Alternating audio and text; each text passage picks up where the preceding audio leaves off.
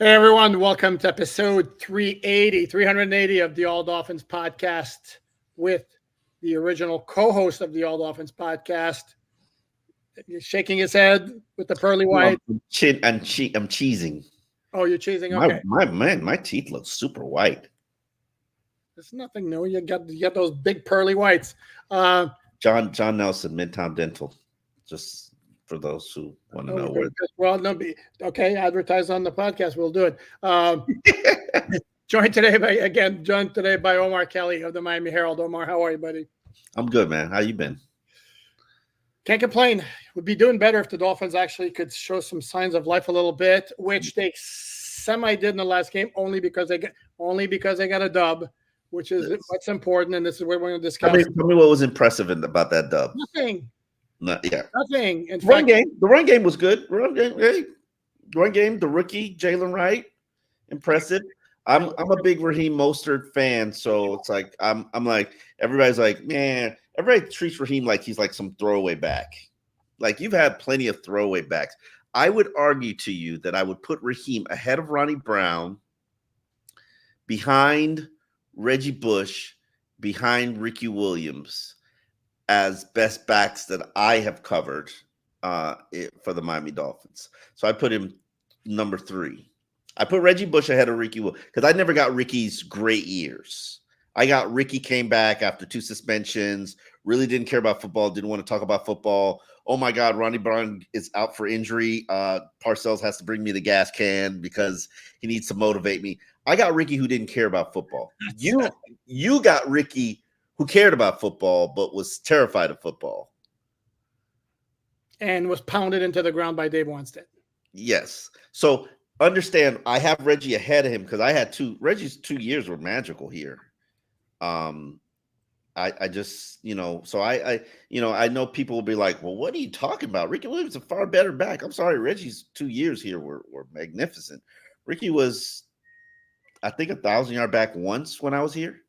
Okay, and again, this is the caveat we make. By the way, we're going to talk all things Dolphins all over the place. This is what Omar and I used to do, and at some point, we're going to start doing this probably. And yeah, we'll I want you to rank your backs. Well, see, I go back. I mean, dude, I started following the Dolphins. Larry Zonka was in the okay. back. No, since you covered them, you don't get to claim. Covered them was okay on a full time basis. Was 1989 was the first year I covered the Dolphins on a full time basis. Yes, I'm old. Let's hear the rankings. Okay, Ricky Williams is number 1. Ricky Williams was so in the vision this guy had and the ability to quickly process what was happening in front of him at the line of scrimmage was insane. I mean, he was so good. And this is where you talked to Ricky many times. Ricky's a really, really smart guy.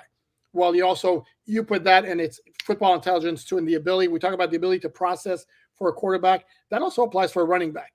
And Ricky, I mean, was like that. And Ricky was really thick and he was fast. He was straight line fast. He wasn't shifty, but he was straight line fast. And the vision was completely insane. So he would be number 1 for me. Yeah, I don't think I have a problem with Reggie Bush at number 2 because I go back to like in the 1990s, the Dolphins didn't have a great back. Bernie Parmalee was solid. Mark Higgs was solid, but nothing what you would call special. Jay Ajayi had the one really, really good year, but that was 1 year and he benefited from. Go ahead, Omar. You say it. The offensive line. The Wildcat. Oh, no, the offensive line that Jay Ajayi ran. The unicorn. Thank you. Yeah. No, he did that. Ricky, Jay Ajayi, I don't even put the unicorns on him. He did that. He earned that. He had a phenomenal year. He really did. He did, but then the knees gave out, and this is another one. And this is where it's funny because it's coming back this year now. The Dolphins are always drafting guys who were injured in college. Well, Jay Ajayi also was injured in college. He had like bad knees coming into the NFL. Yeah. But that's why you got him you got a super talented back as a 5th round pick because he had bone on bone knees. Yep. Everybody knew that they weren't going to last that long.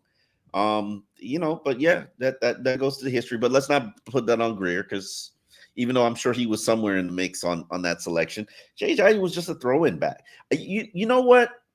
I hate when people in the 5th, 6th, 7th round draft injured players. Who cares? I agree. Draft injured players, add problem players. I just don't do small players. Don't do. That's where I wouldn't do the draft. Okay. But But if you have a strong enough locker room, you should take the character guys late round, like the Preston, the Chris McCains, the Preston Williams, and those guys have talent. They just they need to be babysit a lot. And I don't have a problem with that if you have a strong locker room. And see, for me, I say don't take an injured guy from college in the first round, which is what the Dolphins. No, not in the first round. Take 6, 7. Or even like, for example, the Bills got Thurman Thomas in the second round after he tore an ACL at Oklahoma State. The example that Chris Greer likes to bring up all the time was Curtis Martin at Pitt, had injuries up the wazoo, got drafted by the Jets or New England, one of the two, I forget. And it was a completely durable back in the NFL. Frank Gore, I mean, of all people, dude, 2 ACLs at UM and then basically never missed a game in 20 years in the NFL. You got to know when it's something degenerate. Frank's situation was he had degenerate knees that needed to tear, and once they tore and healed properly, they were good to go. He just tore both of them in his college career, and it's still crazy to think, though. I mean, 2 ACLs in college, and the guy played 20 years, never practically missed a game. So anyway, going back to my list. So yeah, and I will give you props, Omar, and I'm gonna do this for you. You get one of these right now. All right. Yeah, you were pumping Raheem's tires before he came back, and I was like, is he really going to make that big of a difference? And I apologize, Raheem Mostert. I kind of forgot what you bring to the field, not to the table. There is no table. What you bring to this Dolphin offense, he impressed the crap out of me, just the way he ran. And I don't know. I guess I like bad on me that I lost sight of just how good a back. You forgot he was a Pro Bowler. You forgot he set franchise records for touchdowns. You forgot everybody's a product of this wonderful offense. Everybody's a product of Tua and the playmakers, and not Tua and the playmakers, but everybody is a product of this genius who's showing you he's not really a genius. And I think I said this on the Dolphins in Depth podcast today. I think that this first month. You mean yesterday? You mean Thursday? Yes, Thursday. This first month of the season is a blessing in disguise for this Dolphins organization. And why do I say that? Because one, it has shown you that majority of what you see that has been so successful, and you could say whether it's not successful when it matters and whatnot, but the offense that looks like the offense is the best show on surf or whatever you want to call it. Mm-hmm. That's Tua. That's not anybody. That's not Mike McDaniel. It's not Tyreek. It's not Waddle. It's not Raheem, the run game. It's not the offensive line. I know you see. I just hit the hornet's nest. That is Tua. And you wanted to do this. So you know what? What'd you say? You go what? I said that's Tua, and people are going to put some respect on his name. Yes, I don't know if he's going to play another 12 games. Yes, I don't know if he's going to get a concussion and end his career. I don't know. Yes, I will admit, hey, if he hadn't signed this mega contract, he'd probably be playing on 1-year deals for the rest of his career. I will openly admit that.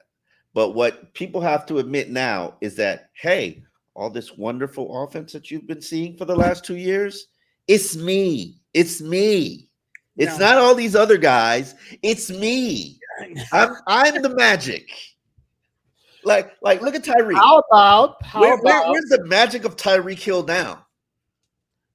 Suppose we give him a quarterback who's a little more efficient as a passer than Skylar Thompson, and no offense to Skylar Thompson, but the dude is not a number 2 quarterback, not even.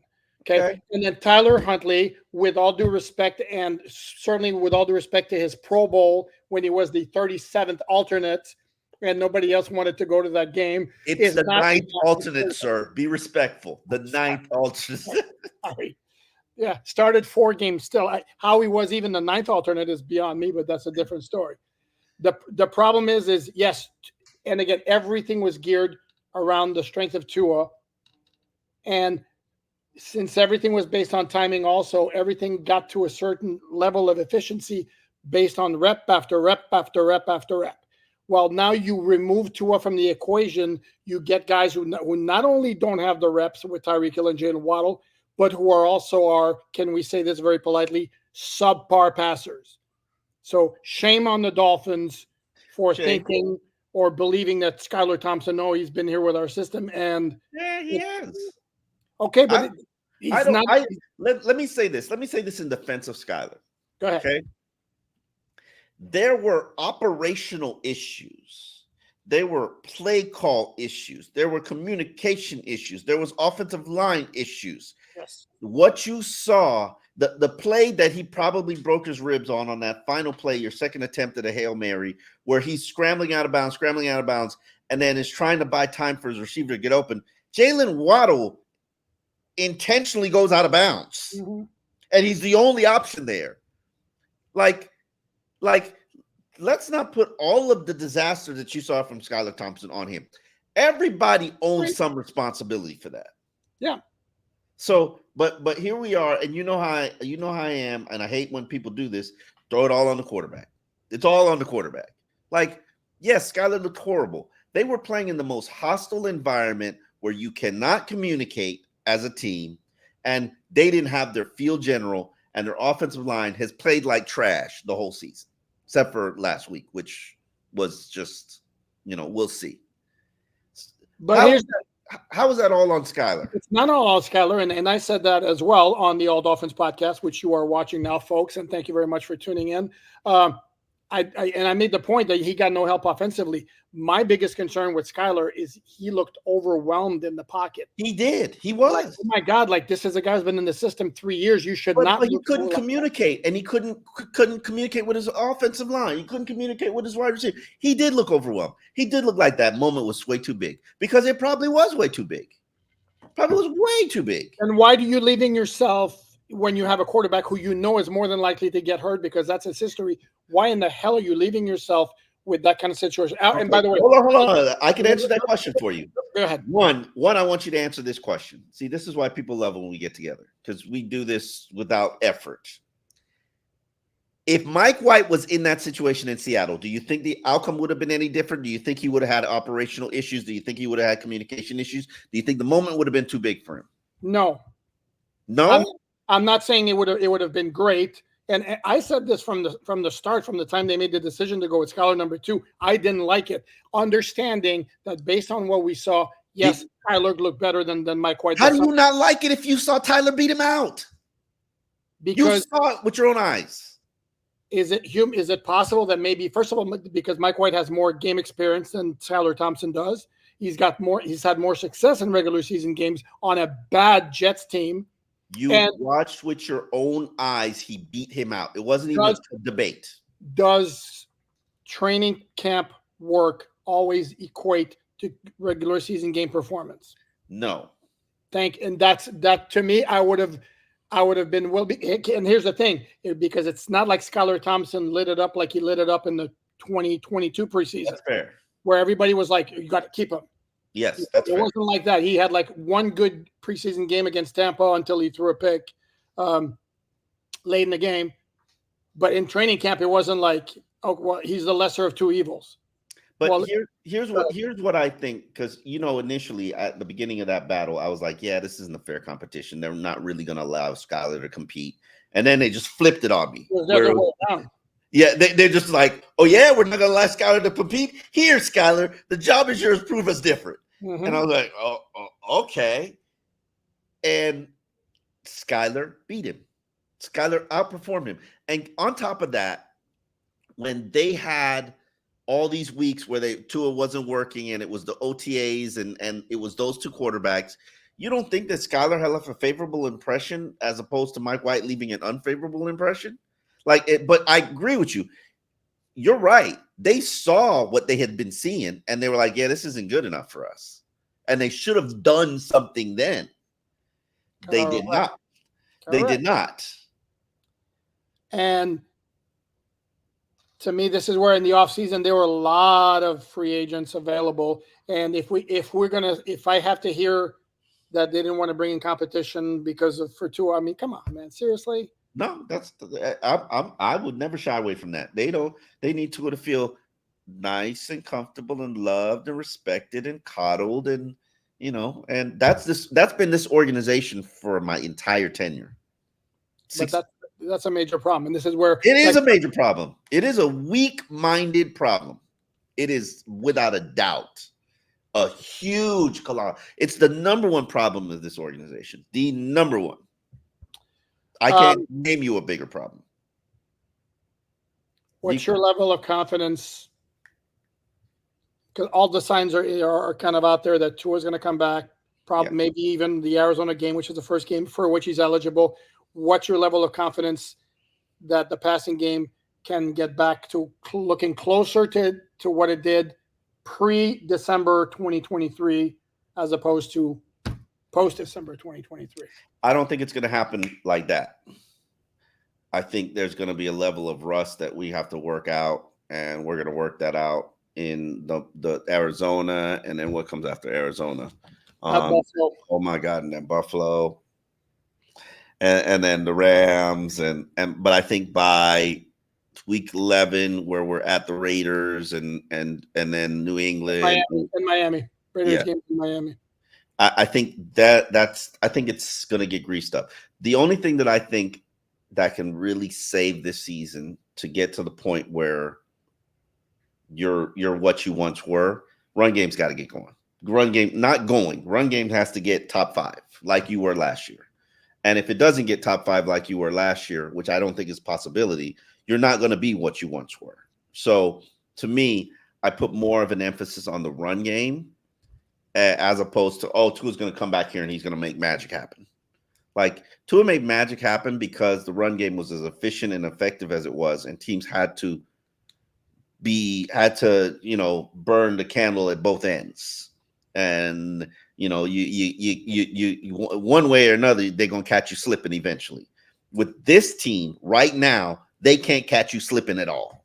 They're not gonna catch you slipping, because at this point, I don't know if I'm even double covering Tyreek, because more than likely the wide receiver is not going to connect with him. I mean, the quarterback is not going to connect with him. Oh, not right now with Tyler Huntley. I mean. Yeah. But when Tua come back, I'm all over it. Like, well, it'll be interesting to see. And this is where I would point out again, especially the first game back. I hope Dolphin fans are realistic enough to not expect 375 passing yards and 4 touchdowns, because the last time he got injured, missed some games. The first game back was against Pittsburgh in a Sunday night game, and if you remember, it was booty cheeks.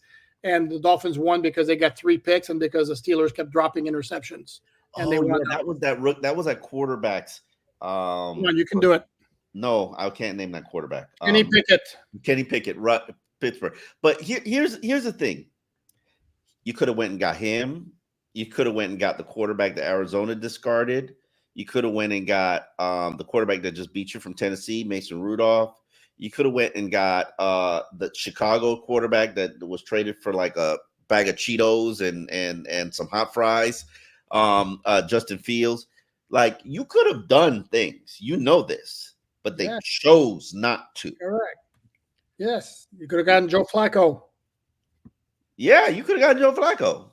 You intentionally chose not to, because you have this weak-minded mentality that a quarterback can never feel unchallenged, never be challenged or never feel uncomfortable. Like, everybody, who on that team doesn't feel a little pressure and a little heat from somebody outside of maybe Jalen Ramsey? Tyreek. Come on now. You think Tyreek feels heat or pressure from anybody? Really? Come on. I could give those targets to Waddle. I can. Technically, I can. Yeah, that's fine. Tyreek's got his money, so he's Gucci. Yeah. No. Yeah, we're not talking about money. Everybody who's got their money, they're real comfortable. You're talking about playing time. Maybe. Feel like there's a young guy coming to take their spot. Like Teron, he's got it. Raheem, he's got it. Who else am I thinking about? Defensive. I mean, Zach. Obviously, there's no real backups to Zach Sealer. Even the inside linebackers. Goodness gracious, like Javon Holland, I think might be right to feel this way. Although he's got the contract looming over his head. Yeah, did you catch the cryptic tweet his dad put out? No. What did he You say? didn't catch that? No. What did he say? When Holland got injured or something like that. God, I wish I found that tweet. His dad was like something like, "This is why you don't take care of organizations. This is why you don't, go all out for organizations that don't take care of you," or something like that. Whoa. I was just like, "Whoa!" I'm like, "Oh." Here we go. Let me see if I can find it real quick. It might be deleted because it was October 6th. it was the day of the game. Which was October 6th. Yeah, no, it's deleted. Yeah. Interesting. Yeah. Quick note about the Raiders game that you referenced earlier. Christian Wilkins, as you saw, is on IR. Yep. The first game he's eligible to return is against the Miami Dolphins. He is not coming back from IR. You think he's coming back from IR? Is it a foot? It's a Jones fracture. Where I'm not a doctor. I didn't. Jones fracture. That's what what's his name? That's what Howard had. That's what Van Ginkel had. He's not coming back that quick. Foot. Mm-mm. 6 weeks. 1, 2, 3, 4, 5, 6. No. Don't believe that. Okay, and very quickly here, so because that was asked, and I wrote a story about it on Miami Dolphins on SI.com, trying to explain that compensatory pick formula. Oh, damn! It's like literally, this is a CBA. It's 5 pages. Damn. So complicated, and they just lost now that he's not playing. No. See, you gotta let me finish. All right, come on. The formula involves they rank players who become what's called compensatory free agents based on average yearly compensation, and then they rank them, and then they also award points on average yearly contract plus postseason accolades plus playing time, which is percentage of offensive or defensive snaps. However, this is heavily weighted toward the salary. And the thinking is that, and I don't know the ranking of the list, I don't have it, but he's the second highest paid defensive tackle in the NFL by annual average behind Chris Jones. And even if he misses out on playing time, extra points on that ranking chart or postseason accolades, the salary more than likely will still be so high that the Dolphins still will get their 3rd round pick for him. However, that nothing is going to become official until next off season. This year, for example, the compensatory picks were officially announced on March 11th. And this has been your instructional segment of the All Dolphins. So the stats and the productivity and the starts don't factor into the equation. They do, but to a much lesser degree than. But could it drop it from a 3rd to a 4th? Again, it could, but it does not look like it does based on my understanding of it. Also, the gentleman from Over the Cap or Spotrac, one of those 2 websites, also said you still expect a 3rd round compensatory pick for Wilkins. Right. I can tell you, though, I believe, I could be wrong, but I believe that Jawan James in 2019, when he left to sign with Denver, his was a case where it was a projected 3 that became a 4 because he was injured like 2nd or 3rd game right away. Yeah. So I don't worry about that. You know what helps build teams? Not compensatory picks, not draft picks. Good player selection and good talent evaluation and player development. Now, where's your organization in all 3?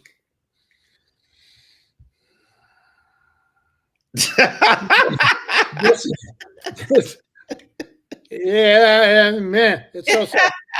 This is the part, though, where I would say the more picks you have, the bigger your margin for error becomes. Yeah, you got more lotto tickets. You get a better chance to win the lotto. But you know what? What would beat winning the lotto? Actually being good at your job. Yeah, hold on a moment. Here's the thing: is look at their hit rate. Is it really that much worse than a lot of teams in the NFL? It's not as good as KC's. It's not as good as Baltimore's. But those are.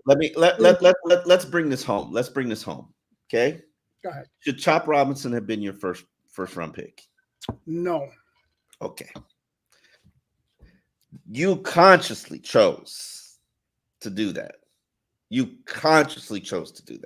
Even though you had injured edge rushers, even though the man doesn't have sack productivity, but he's got impact plays. even though you never had a bench press rep, never had any strength metrics, the whole draft process, you didn't know how strong he was. You chose to do it. And I'm not saying that Chop Robinson's a bust because I think they're misusing him right now. Maybe they prove me wrong. He is not a hand in the dirt outside linebacker. It's the same situation as Charles Harris. I'm sorry, you're just utilizing him wrong. I would be using him as a timeout. You're not comparing the two, are you? I mean, Chop Robinson is an athlete. Charles Harris was an athlete. Charles Harris was a freaky athlete. Don't do that. Don't do that. They used to talk about him. They used to talk about him when he was drafted and a rookie. I remember Dan Campbell was talking about him. Talk about how freakish of an athlete he was. I'm sorry. I want to see Chop utilized as an elephant, as a stand-up jack, moving around, blitzing, pressuring, trying to create mismatches. Like, in my opinion, he is so easily blocked by the upper echelon left tackles of the world, and they can move him wherever they want to move him in the run game. And I'm sorry, that is not a first-round pick. That's a top 50 pick. That's a Koemisi-esque selection. It is not a top 25 draft pick. Okay, while would you like me to show you from the NFL.com draft profiles? The metrics, go ahead, please share. Okay, 40-yard dash, Chop Robinson 4.48, Charles Harris 4.82. 4.82? Damn. Yeah. Athleticism score. This is by Next Gen Stats. Chop Robinson was an 84, which ranked third among edge defenders in his draft. Charles Harris was a 57, which ranked 31st. So, okay. As I was saying, I will maintain my position. Charles Harris was nowhere, and it's not just because of that, the eyeball test too. Charles Harris nowhere near the athlete Chop Robinson was. Or is. Have you seen eyeball tests tell you Chop Robinson is an elite athlete? Like Jalen Phillips is an elite athlete. Huh? He looks at Chop Robinson, dude can run, he can move. He's just not. Dude, show me him running and moving and making a tackle, making a play. Well, the problem with Chop Robinson is when he gets engaged, disengaging is a problem. Correct. And I see. To me, and I said this at the time, the drafted by the Dolphins was done as much looking ahead as it was looking at 2024, which to me I didn't like because you're a team that supposedly has a small Super Bowl window. Come on. This team needs to stop looking at this small window and look big picture. I think the Patrick Paul, if I had to do the Dolphins draft over, I would have drafted Sweat one way or the other, because that's just a glaring hole in your team. Like, you need a nose tackle. You'd have to draft him in the first round, and you'd have been okay with that, with the guy having a DUI. Yeah. Okay. Dude's a baller. I mean, okay, would I worry about putting him in Miami with character concerns and DUI? I probably would. But I didn't like any of the other nose tackles in the draft. So, and you act like you could go out on the street and get one, which clearly you can't because you don't have one. And it's not looking good for you. It just doesn't. And I don't think you start improving yourself against the run until you get a nose tackle. Calais can't play 40 snaps a game. Correct. Like, now, are we just going to play Calais in a nose tackle role? Is that what we're going to do? Mm-mm. So can we claim somebody off a waiver wire? Can we go get a practice squad player? Like, this is not something you fix like at this point in the season. You had to have fixed it either in free agency, paying the money that you need to pay to go get one, or drafting one. And there really was only one to draft. Yeah, and again, I would love to hear the reaction of what the reaction would have been had the Dolphins spent the 21st overall pick on a guy who had like a DUI. I believe that's what it was. I don't want to say. I should be careful about putting that out there. He had some sort of off the field incident pretty quickly before the draft. And he was probably only in the second round because of his off the field incident. You need to, I mean, don't look a gift horse in the mouth. You had the Tunsil situation that you jumped on that. You should have jumped on Sweat too. You picked a pass rusher who had not delivered sacks in his college career. Correct. Or they could have gone the interior offensive lineman route with somebody like Graham Barton from Duke, or they could have gone the third wide receiver route with Brian Thomas Jr. from LSU, who looks pretty damn good. I don't like that one, but I hear what you're saying. You could have, but instead you chose a pass rusher to address the fact that you had 2 pass rushers injured, and realistically, the guy who you're playing is not prepared to play NFL ball as a starting caliber player right now. Oh, fine. Yeah. Hey, I got 4 more violations in me. Oh, that's funny. Should we tell the folks what this is about? Yes. For those who don't know, they have instituted a new rule that anytime your phone rings in a press conference, it's subjected to a $10 fine to the Dolphins Cancer Challenge. And that is the Omar Kelly rule. Yes. Which is a very good violator. Yep. That's funny. And Mike McDaniel never misses a chance. And so everybody knows, I don't put my phone on vibrate because I lose my phone at least 3 times a day. And if I can't call it, then I can't find it. That's a good point. Of course, this is where somebody might suggest, I don't know, put like a little wristband and attach your. Oh, I think my phone can actually find my watch can find my phone. I just have to I'm not technologically savvy, so like people have to fix things for me. Like right now, my watch isn't linked to my phone, and I don't know. Yeah, I'm not technically savvy either, but luckily my wife is, and there's an app that's a Find My Phone app, which will tell you where it is. You're not aware of this? Yeah, look it up. Find My Phone. Okay, all right. There you go. Let's get back to this discussion here. So Dolphins are at the bye. They're 2-3. They're coming off a win. I'm of the opinion again it's even though they've looked like, to quote, to use an expression you love, booty cheeks more often than not. There's a lot of teams in the AFC who are not nearly as good as we thought they were going to be, and I think it's there for the taking. As far as the Dolphins being able to get their playoff spot, even though now they playoff spot. Okay, the playoff spot. Okay. Yeah, Casey's a problem. Houston's going to be a problem. Buffalo's got issues, and I'm not so sure. Buffalo's going to win the AFC. Buffalo's going to win the AFC East. I don't care he's got to be concussed. He's got to be done. As long as your daddy's around. It seems inevitable because the last 2 games he's taken shot after shot after shot. They can't protect him.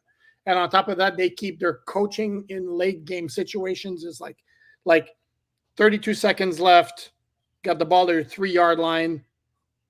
Why you're now running 3 plays straight up, try to get a first down, running the ball, at the very least make Houston use all 3 of their timeouts. When you punt the ball and they'll get 7 seconds left with no timeout, which basically eliminates a pass in the middle of the field, which is what wound up beating them. That's kind of weird to me. No? No. The way you presented it, yeah. But they were so backed in. I can understand why you want to put your team in the strengths of the hands of your best players, and that's Josh Allen.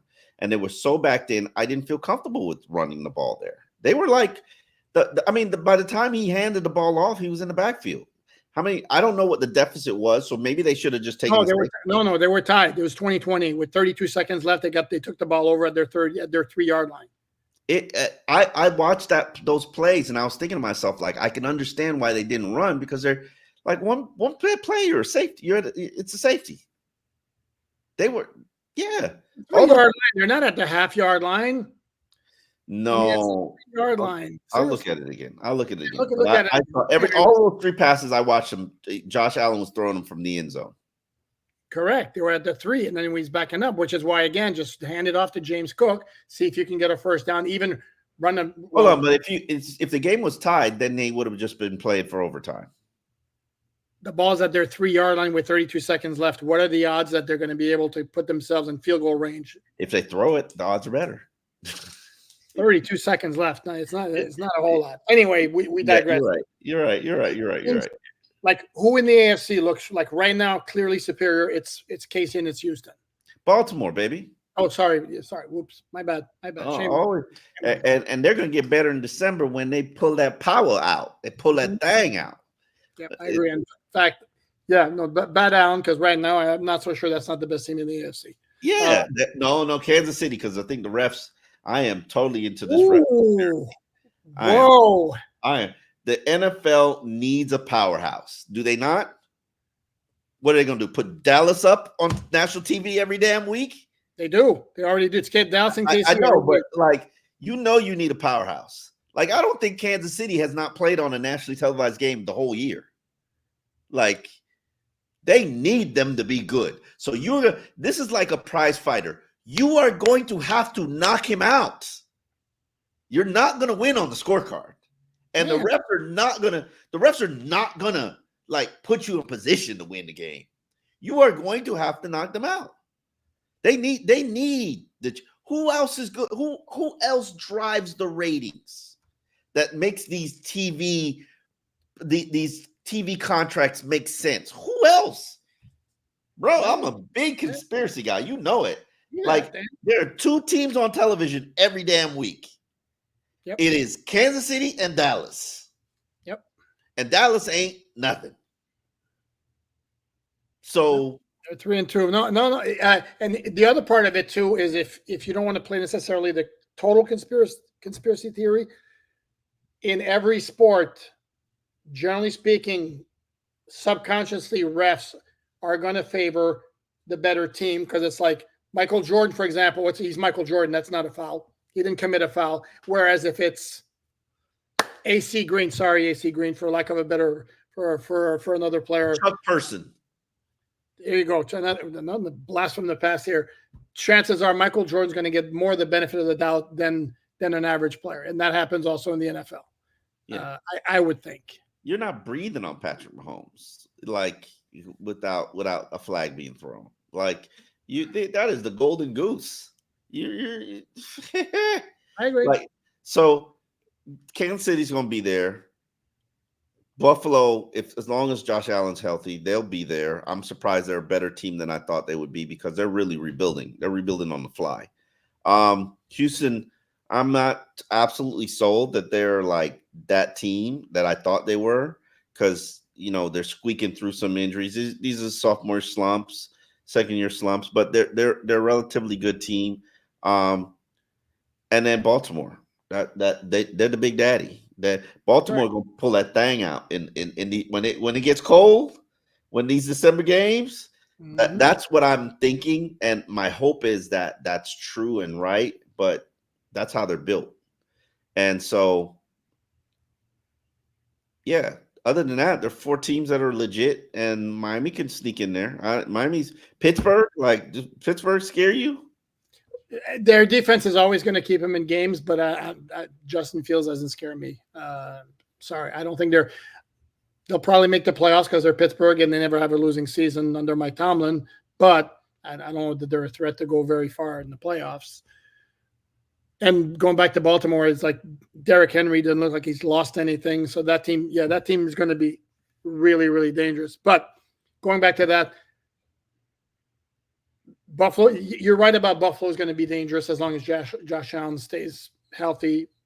But like, if I'm a Bills fan, I'm worried about that guy being able to last, because he's taking a lot of shots. It's the way he plays, and they want him to play that way going back to the second half of last season. All right, there are consequences to it. Mm-hmm. Are you surprised? Did you think he had a concussion or not? Yeah. Well, I love bringing up the hypocrisy of the NFL and the concussion. Tua takes nasty concussions. It looks horrible. He does the fencing hands things. Hopefully he comes back and he wears a Guardian cap. Please wear the Guardian cap. If he doesn't wear the Guardian cap, I'm going to grill him on why he's not wearing the Guardian cap. Do everything you possibly can to ensure that your head doesn't dribble on the grass and you suffer another concussion, because we know that's what's going to happen. But Teron Armstead suffers a concussion. Kendall Fuller suffers a concussion. Devon Achane suffers a concussion. He got knocked the bleep out. It was helmet to helmet. Yeah, it's helmet to helmet. Okay, it happens. That's a sport. Will we be rushing Devon Achane back on the field in 2 weeks? No. You don't think so? After the bye? No. If he's clear, he'll be fine. You use the term rushing. No, he's not going to be rushed back. And 2 weeks. You get my point is, you get a concussion, 2 weeks, and then we'll put you back out there. That's the culture of the NFL today, and this is the protocol program. The protecting the players program. With Tua, we're like, nah, those are nasty. You got a big enough name. You're going to scare people off from the sport. You get to sit down a month. Like Josh Allen was like, you don't have proof that he suffered a concussion, but yeah. And allowed to play back in the game. Like, think about Teddy Bridgewater. Think about Teddy Bridgewater, that game that he got hit, continued to play. And the refs were like, "Yeah, you're out. You're concussed." Like, what? Huh? They didn't continue to play. They yanked him out after one play. He took a shot in the ribs. Yeah, that was weird. But again, here's the thing is that concussion test is basically, do you know where you are? Do you know what day it is? Have you seen the Cam Newton interview about the Cam Newton, his 4th and 1? He did a thing. It's a social media snippet.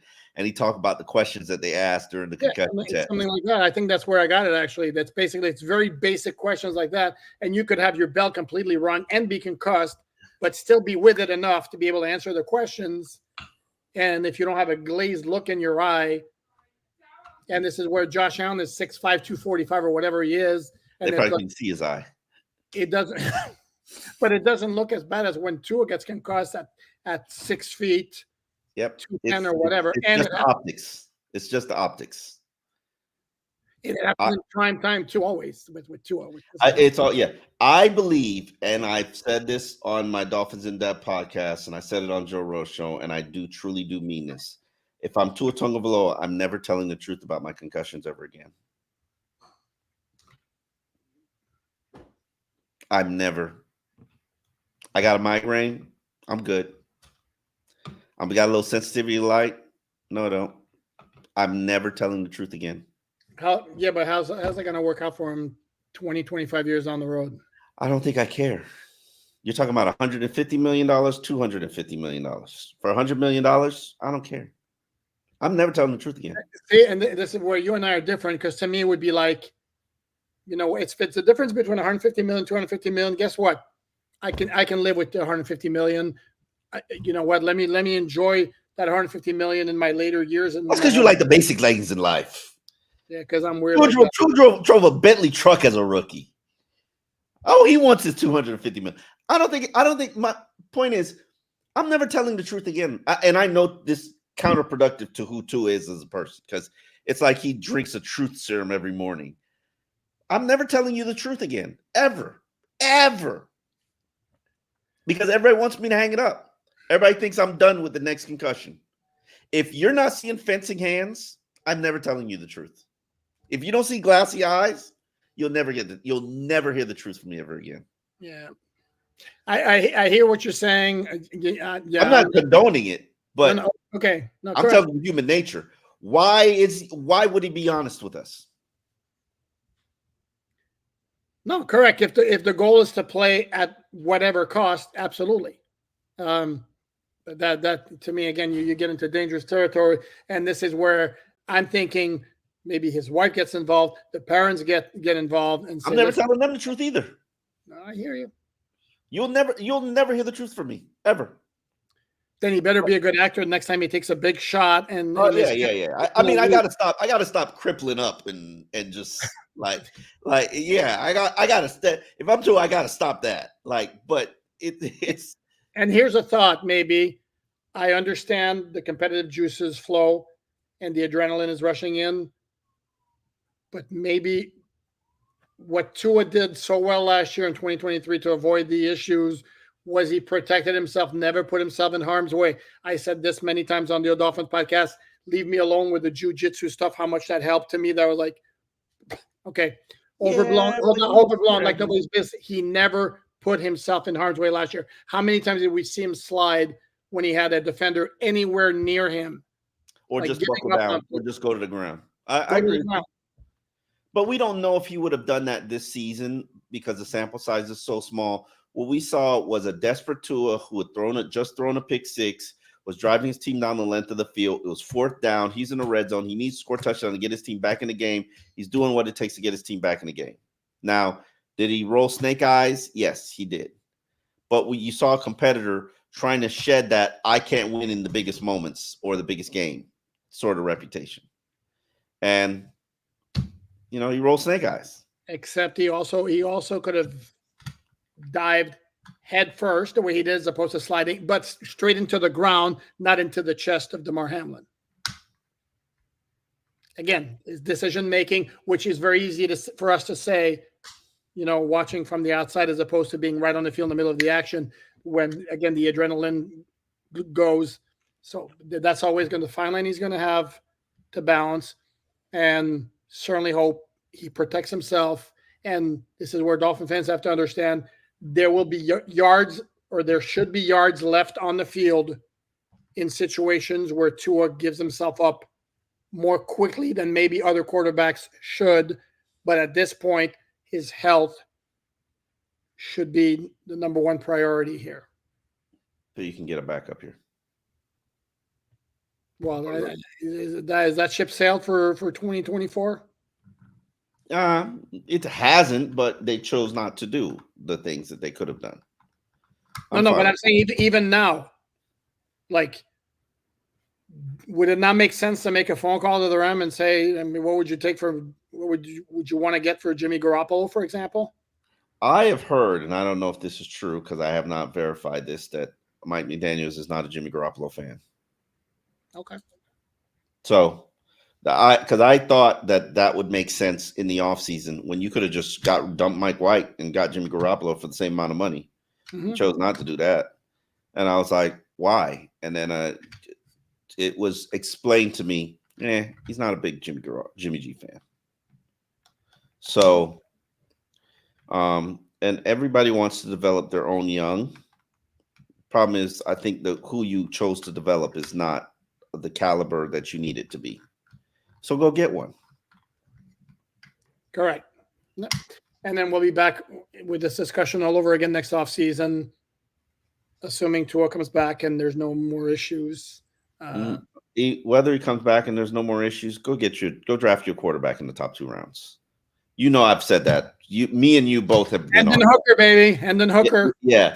It only makes too much sense. But, you know, things that make sense don't really make sense to the Dolphins. Shedeur Sanders, is that who you want? No, I'm not. I'm not a Shedeur Sanders guy. Okay, good. I'm a Cam Ward guy, but I'm not a Shedeur Sanders guy. Oh, I'm a big Cam Ward guy too. Man, that guy's good. He plays a dangerous style that I'm attracted to, but I'm scared of.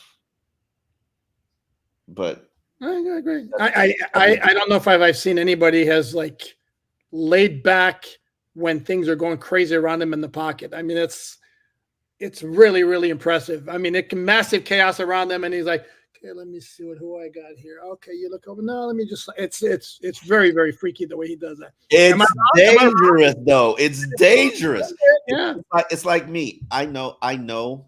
Like, this is only for you. This is only for the All Dolphins podcast. Like, I know I'm attracted to the bad girl. I'm that guy that's attracted to the bad girl.